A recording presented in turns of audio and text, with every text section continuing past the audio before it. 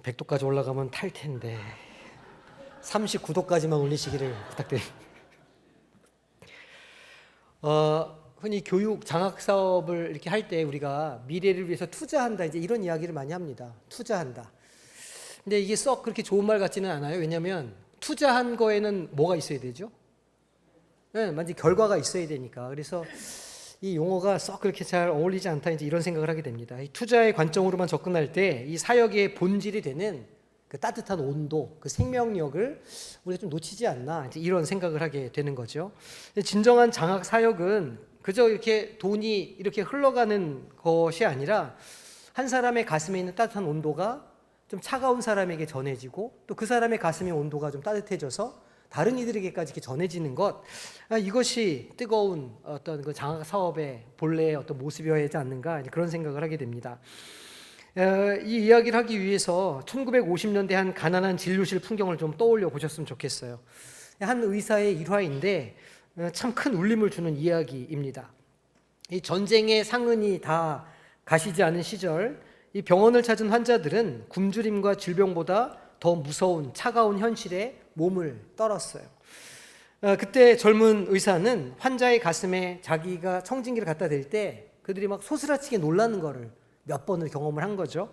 그래서 어느 순간부터인가는 이 청진기를 자기 가슴에 이렇게 품었다가 환자들에게 이렇게 진료를 했다는 거예요. 자신의 체온으로 데워진 청진기가 환자의 몸에 닿았을 때 환자들이 비로소 마음을 열고 자신의 아픔을 이야기하기 시작했더라. 그래서 그 이야기를 들어주면서 자신의 진정한 그 의술이 이렇게 펼쳐지게 되었다. 이제 그런 이야기를 제가 자서전에서 읽은 적이 있습니다. 단지 청진기를 데운 것만은 아니죠. 그것이 시사하는 바가 있는 겁니다. 오늘 우리가 함께 읽은 본문 디모데후서 2장 2절은 바로 그 따뜻함, 가슴의 온도가 어떻게 대를 이어서 흘러가는가를 보여주는 아주 신앙의 장엄한 설계도라고 할 수 있습니다. 이 본문이 쓰인 배경을 우리가 좀 살펴볼 필요가 있는데 사도 바울이 지금 이것을 어디서 쓰고 있었을까요? 차가운 감옥에서 쓰고 있었습니다. 그의 육신은 쇠사슬에 이렇게 매여 있었고 죽음의 그림자는 창살 너머 그를 점점 이렇게 덮쳐오고 있는 때였습니다. 인생의 마지막 페이지를 쓰고 있는 노 사도의 마음이 어땠을까 상상해 보게 됩니다. 자신의 업적이 이렇게 사라질까 두려워했을까요? 내가 이 교회 저 교회 많이 개척했는데 그 교회들이 점점 어렵다는 이야기를 들으니 참 내가 마음이 아프다. 내 이렇게 세워놓은 교회들이 없어지면 어떡하나 이런 마음이었을까요? 아니면 내가 이렇게 형장의 이슬로 사라져가는 게 너무 억울한 일이다 그런 마음을 가지고 있었을까요? 그런데 놀랍게도 이 바울의 시선은 자신의 고통이 아닌 에베소에서 사역하면서 두려움에 떨고 있는 그의 영적인 아들 디모데를 향해 있습니다. 본문 2절 첫머리를 보니까 또 내가 많은 증인 앞에서 내게 들은 바라고 말하고 있어요. 지금 바울이 디모데와 함께 했던 수많은 시간들이 있었다는 걸 우리가 알 수 있죠. 바울과 디모데가 함께 이런저런 여러 가지 영적인 일들을 경험하고 오랜 시간 함께 보냈다는 것을 우리가 알 수 있습니다. 특별히 바울이 그 디모데에게 쏟아부었던 눈물과 기도의 어떤 그 숨결이 고스란히 이 문장에 이렇게 배어 있는 거죠. 바울은 지금 단순하게 지식을 이렇게 전하고자 하는 게 아닙니다. 자신이 만났던 그리스도, 자기의 심장을 뜨겁게 달구었던 그 복음의 온도를 디모데의 그 차가운 현실 가운데 불어넣기를 원하고 있는 거예요. 복음은 우리가 행한 무엇이 아니라 그리스도께서 우리를 위해 행하신 일이라고 정의해 볼 수 있죠. 우리가 무엇인가 열심히 해놓은 결과물이 아니라 하나님께서 우리에게 하신 일이 복음의 본질이라는 거예요. 바울이 디모데에게 전해주고 싶었던 것이 바로 이 복음의 생명력이었던 겁니다. 바울은 이 감옥이라고 하는 극한 환경 속에서도 심는 자의 기쁨을 누리고 있었어요. 뿌리는 자의 기쁨, 주는 자의 기쁨을 누렸다는 겁니다. 비록 자신은 감옥에서 생을 마감할지언정 자신이 디모데라고 하는 비옥한 토양에 심어놓은 복음의 씨앗이 결코 헛되지 않을 것임을 확신했기 때문에 그는 그 자신의 현실 속에서도 소망을 가지고 소망을 품고 이 복음의 증거를 할 수 있었던 겁니다.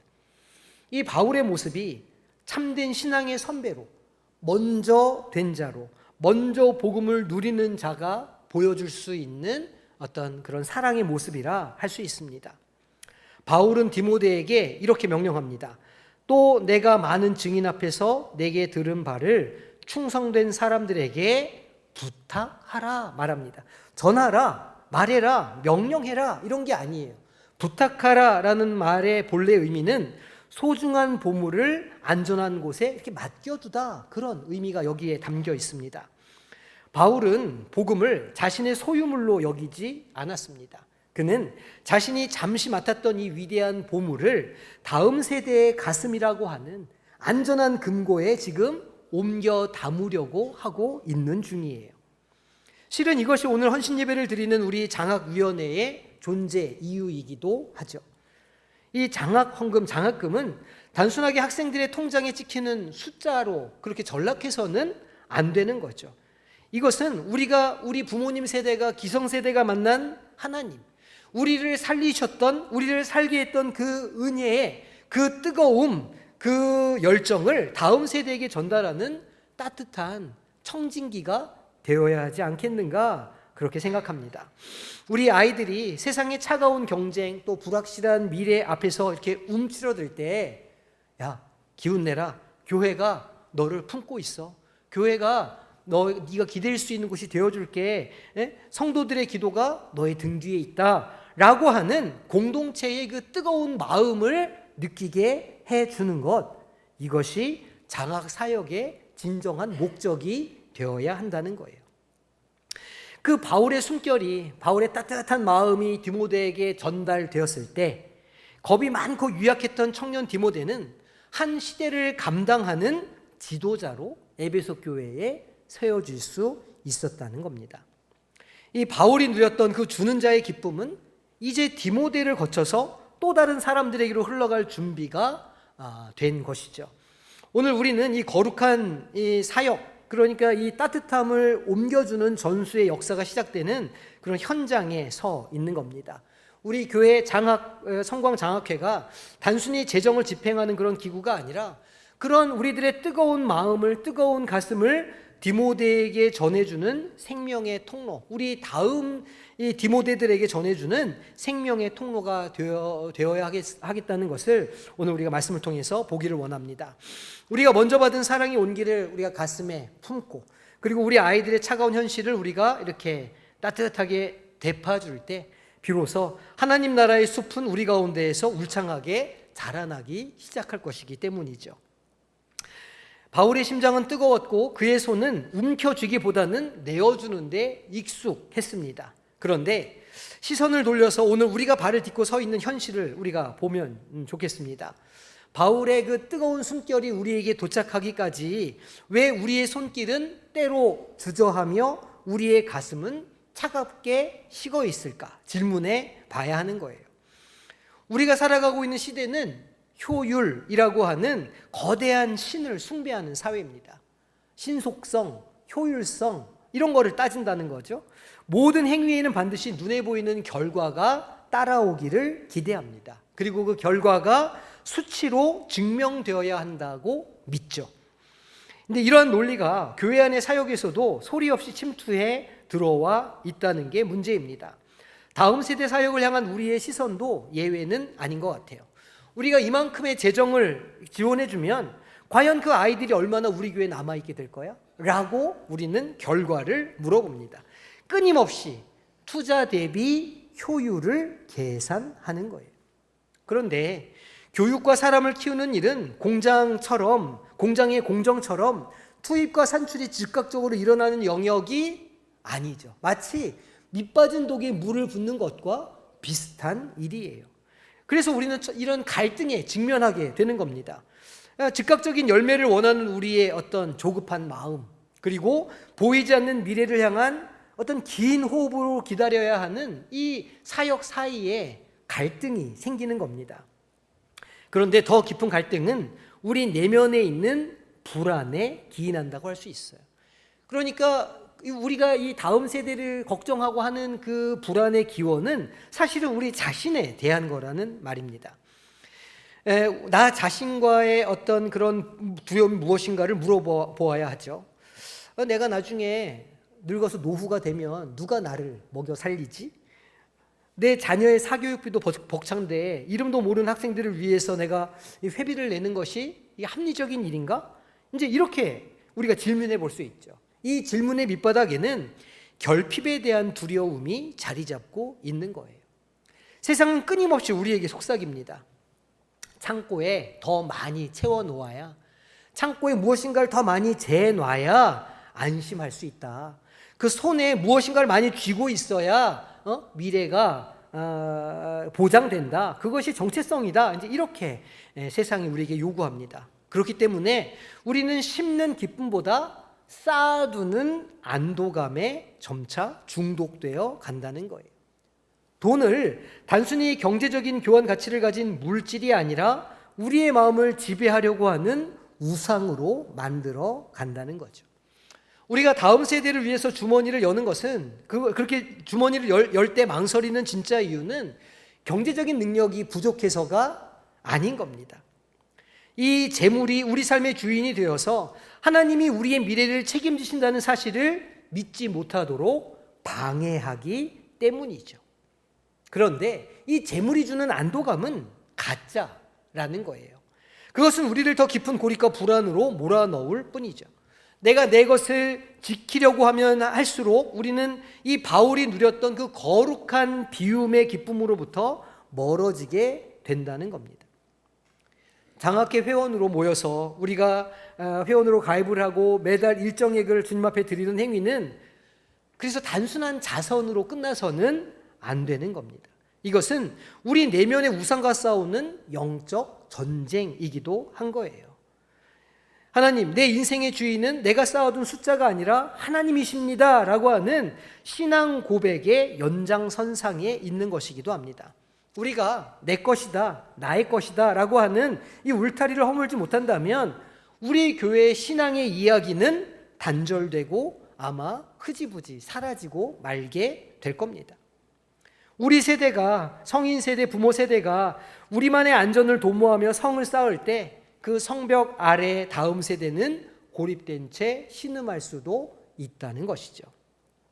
그들에게 전달되어야 할 것은 풍족한 재물 이전에 너희는 결코 혼자가 아니며 하나님 나라의 공동체는 서로를 위해 기꺼이 자신을 비우는 데 있다고 하는 이 복음의 이 증거로 우리 교회가 있어야 한다는 거예요.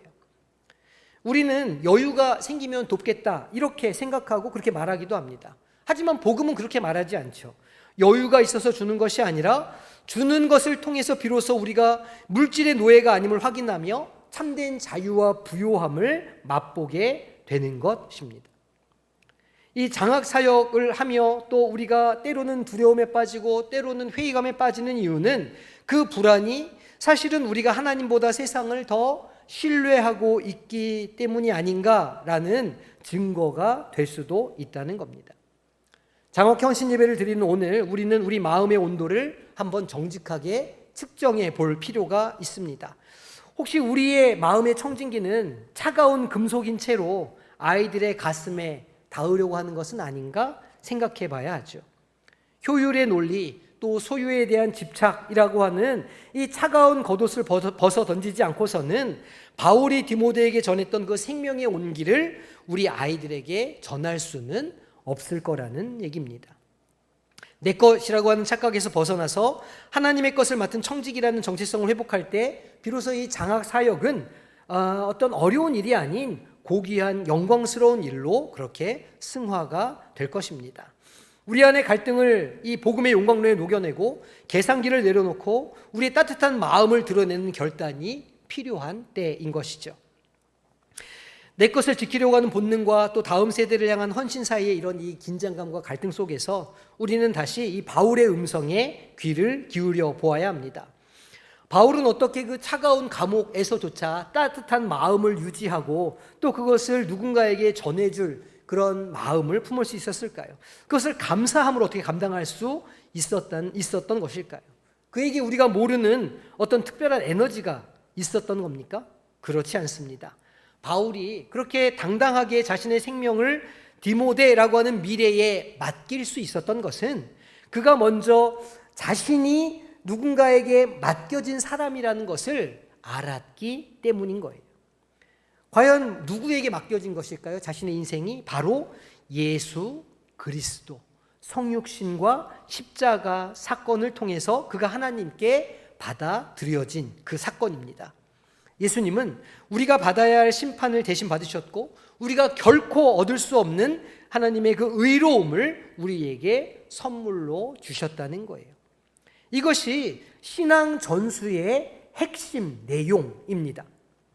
하나님이신 주님께서 인간의 몸을 입고 이 땅에 오신 사건은 가장 부요하신 분이 가장 가난한 사람들을 위해 자신의 모든 신성한 권리를 맡기신 사건이죠. 그냥 내어주신 사건이라는 겁니다. 부탁하라는 2절의 단어를 다시 한번 생각해 보세요. 이 단어는 단순히 물건을 건네는 게 아닙니다. 자신의 생명만큼 소중한 그 보물을 믿을 만한 곳에 맡기는 행위라 그렇게 말씀을 드렸습니다. 그런데 이 단어의 첫 번째 실천자가 누구겠습니까? 바울이 아니라 바로 우리 주 예수님이십니다. 예수님은 십자가 위에서 자신의 영혼을 아버지 손에 부탁하셨고 부활하신 후에는 천사들에게조차 맡기지 않았던 그 고귀한 복음의 사명을 연약하기 짝이 없는 제자들에게 맡겨주셨습니다. 주님은 제자들이 완벽해서 그 사명을 맡기신 게 아니죠. 도리어 그들의 연약함 속에서 하나님의 강함이 드러날 것을 믿으셨기 때문이고 제자들이 또 다른 사람들을 세워나갈 그 미래의 기쁨을 바라보며 기꺼이 자신을 비우셨던 것입니다. 바울이 감옥에서 누렸던 기쁨은 바로 이 그리스도의 마음에서 비롯되었습니다. 이 소통의 핵심은 서로의 마음을 나누고 관계를 맺는 것의 핵심은 상대편의 그 처지에 같이 서보는 것, 상대방의 자리에 서보는 것인데 그런 면에서 예수님은 우리의 자리에 서기 위해 하늘 보좌를 비우셨다는 것이죠. 바울은 이것을 분명하게 알았습니다. 그리고 그 사랑에 압도되었던 것이죠. 나 같은 괴수, 죄인에게 하나님께서 그 아들을 맡기셨구나. 이 놀라운 은혜를 경험한 바울에게 디모데에게 복음을 전하고 그를 위해 자신의 남은 생애를 쏟아붓는 것은 결코 희생이 아니었던 겁니다. 이것은 자신이 받은 측량할 수 없는 사랑의 빚을 갚는 영광스러운 자발적인 참여였던 거예요. 주는 자의 기쁨이 어디에서 오는 것일까요? 바로 주님으로부터 옵니다. 내가 가진 넉넉함으로부터 오는 게 아니에요. 이미 내가 하나님으로부터 모든 것을 받았다고 하는 그 확신과 믿음에서 나오는 것이죠. 그랬기에 바울은 감옥에 갇혀 있었지만 그리스도 안에서 세상 누구보다 부요한 자요, 기쁨이 충만한 자로 있을 수 있었던 겁니다. 디모데를 보며 내가 너한테 이만큼 투자했으니 나중에 이런 결과를 내놔라, 이런 보고서를 써내라 계산하지 않았다는 것이죠. 대신 디모데야, 내가 그리스도께 받은 이 뜨거운 온기를 너에게 전해줄 수 있어서 나는 정말 행복하다라고 고백하는 겁니다. 바울의 시선은 디모데를 넘어서 디모데의 또 다른 사람들을 디모데를 통해서 그 온기가 전해갈 수 있다는 사실을 바라보고 있었습니다. 4세대, 5세대, 미래까지 향했던 것이죠. 이것이 복음이 가진 온기의 성질입니다. 내가 경험했던 주님의 따뜻한 온기가 누군가의 마음을 데펴주고 또 그렇게 데펴진 마음이 또 다른 누군가의 마음을 따뜻하게 만들어줍니다. 복음은 고여있는 호수가 아니라 계속해서 흘러가는 강물이 되어야 하죠. 강물은 흘러가며 끊임없이 자신을 비우지만 그 흐름을 통해서 주변의 모든 생명을 살려냅니다. 성전 문지방에서 시작되는 그 생명수의 강이 흘러가면서 강 주변에 있는 생명나무들이 12달 아름다운 과실을 맺는 것이죠. 그리고 그 살려냄의 현장을 지켜보는 것이 바로 먼저 된 자가 받을 수 있는 가장 큰 보상이라고 할 수 있습니다. 내가 얼마 주지 않았는데 내가 얼마나 많은 것을 희생하지 않았음에도 불구하고 누군가의 삶에서 그것이 그를 살리고 그에게 소망을 주고 그에게 온기가 되어서 또 다른 누군가를 살리는 사람으로 자라나는 것을 보는 것이 우리의 기쁨이요, 감사요, 영광이 된다는 거예요. 바울이 지금 그 영광을 누리고 있는 겁니다. 비록 지금 사슬에 매여 있지만 복음은 매이지 않았던 것이죠. 복음을 맬 수는 없었습니다. 바울의 입술을 떠난 복음은 디모데의 가슴에 불을 지필 것이고 그 불은 다시 충성된 사람들을 통해서 온 세상으로 번져 나갈 것이기 때문이죠. 바울은 자신이 하나님께로 돌아간 뒤에도 계속될 이 거룩한 연쇄의 반응을 바라보면서 감옥의 차가운 벽을 뚫고 솟아오르는 놀라운 환희를 경험하고 있었던 겁니다. 우리 장학회 회원 여러분, 그리고 성도 여러분, 우리가 우리 다음 세대에게 건네는 것은 단순히 물질이 아닌 거예요. 우리는 그리스도가 우리에게 그 맡기신 생명과 사랑의 이야기를 다음 세대에게 다시 맡기는 일을 하고 있는 거죠. 그리스도께서 우리를 위해 자신을 비우심으로 우리가 부유하게 되었던 것처럼 우리의 비움은 우리 아이들을 영적으로 부유하게 만들 줄로 믿습니다. 복음은 우리에게 너의 것을 지켜라 라고 말하지 않고 내가 이미 받은 것을 확인해라 말합니다. 십자가에서 모든 것을 내어주신 예수님의 그 텅 빈 손이 역설적으로 온 인류를 품는 가득한 손이 되었다는 것을 우리는 기억해야 합니다. 우리가 이 예수님의 마음을 품을 때 비로소 우리 교회의 장학 사역은 의무가 아니라 축제의 장으로 변화될 것입니다. 주는 것이 받는 것보다 복되다라고 하는 주님의 말씀은 그저 이론이 아니라 예수님의 따뜻한 심장을 경험한 사람들만이 누릴 수 있는 오늘도 존재하는 기쁨이요 희열인 것이죠. 바울이 디모데의 이름을 부르며 느꼈던 그 떨리는 감격이 오늘 이 사역에 동참하는 우리 모두의 가슴 속에 불꽃처럼 타오르기를 소망합니다. 이제 우리는 사도 바울의 뜨거운 숨결과 그리스도의 자기 비움이라고 하는 이 놀라운 복음의 이야기를 넘어서서 다시 우리가 발을 딛고 서 있는 이 예배 현장으로 돌아오겠습니다. 우리가 오늘 이 자리에서 모여서 예배드리는 이유는 단순히 기금을 더 많이 내시라, 많이 결단하시라 그래서 모인 게 아니에요. 이것은 우리 교회라는 공동체가 다음 세대의 인생이라는 책 위에 어떤 이야기를 써갈 것인가를 결정하는 그런 엄숙하고 영광스러운 결단의 자리이죠. 저는 오늘 헌신을 다짐하는 여러분들을 신앙 서사의 공동 저자들이라고 부르고 싶습니다.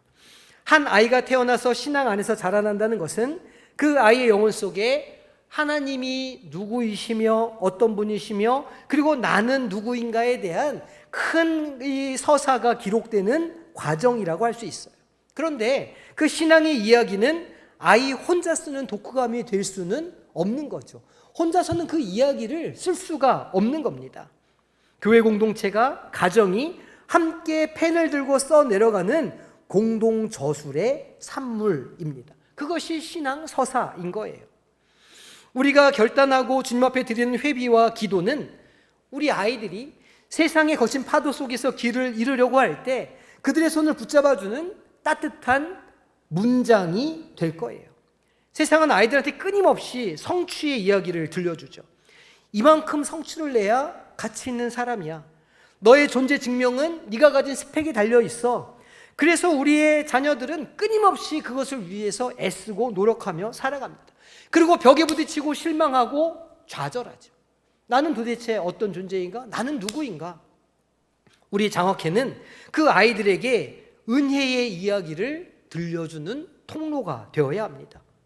아들아, 딸아, 네가 무엇을 성취해서가 아니라 어떤 자격증을 따서가 아니라 내가 하나님의 자녀이기 때문에 우리는 너를 사랑해.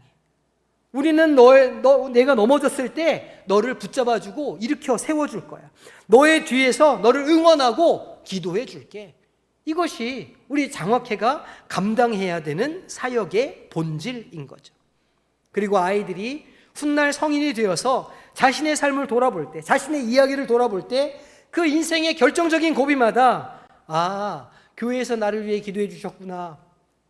교회에서 어떤 성도님이 나를 위해 도와주셨구나. 이것을 기억하면서 그들의 심령 가운데 따뜻한 온기가 있었다는 것을 기억하게 되면 우리가 참으로 기쁨 가운데 하나님께 영광 돌리는 삶이 되지 않겠는가 저는 생각합니다.